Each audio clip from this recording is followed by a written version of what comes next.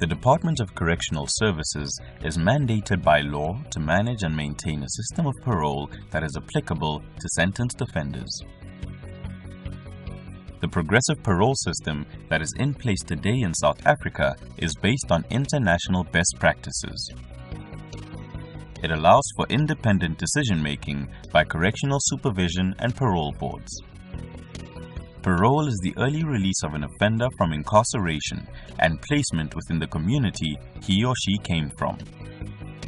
Parolees have to adhere to the conditions set for their release, and their parole can be revoked should they not comply. Parole boards decide on the placement of offenders on correctional supervision or parole. The system of community corrections manages the reintegration of parolees and probationers back into society once they have been released.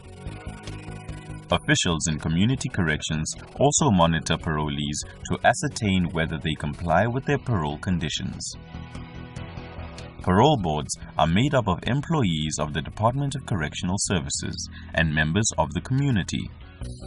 Community members are appointed on a contract basis. The chairperson and vice chairperson are community members, while the secretary is a department official.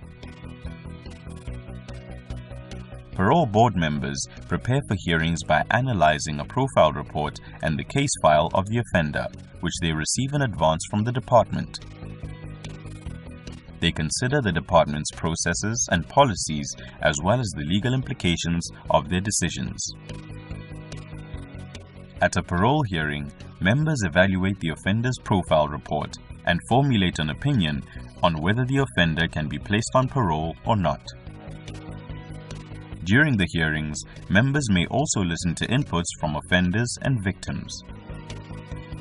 Both parties may state their case in person or via a live streaming system.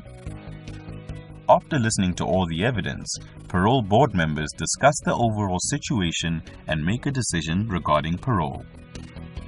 The parole board secretary, who is responsible for the board's logistical, personnel, and financial administration, sends the minutes and outcomes of the hearing to a case management committee of the department.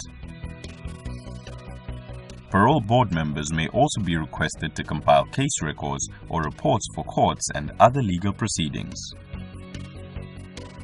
Parole boards allow for independent decision-making as well as for the participation of victims and other role players in the hearing process.